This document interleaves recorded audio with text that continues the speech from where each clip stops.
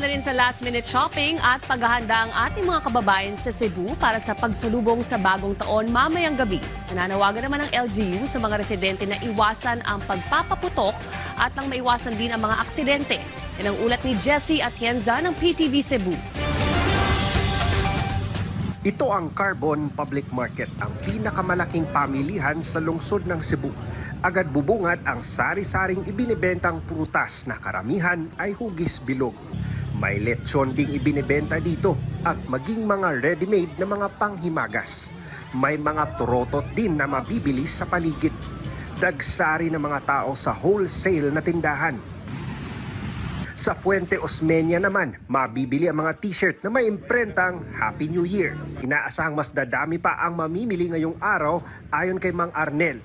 Katunayan, may nag-order ng 100 piraso ng t-shirt sa kanya.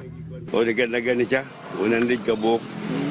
Kamusta ka t-shirt pa-print for New Year? Tagpila man. 250 mga tag-shirt, pero may volume, mga dagan mo kaon, mga Malaysia ba 30. So na-discount pa sa dagan? Na-discount to. Ayon sa LGU ng Cebu City, walang naiulat sa kanilang tanggapan ng mga kaso ng mga nasugatan dahil sa paputok sa buong lungsod sa nagdaang Pasko.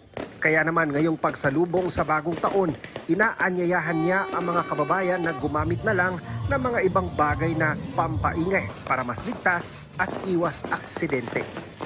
So far wala man gid ko'y nakitaan or nadunggan nga naatay na biktima sa firecrackers. Kay dako kayo ang atong pagpangandam na wala gyud madisgrasya. In fact, naagid tay lugar asa sila ibaligya, at the same time asa sila ipabuto.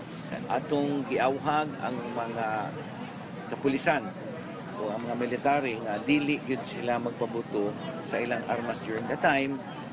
Kuyaw man, aside from makasamok sa komunidad, kuyaw kayo nga naidisgrasya.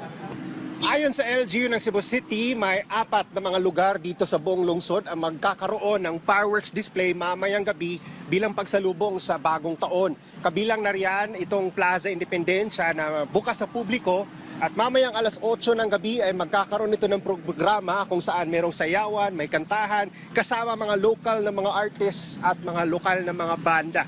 At para sa opisyal na New Year's countdown at opisyal na paglulunsad ng Sinulog Festival 2026.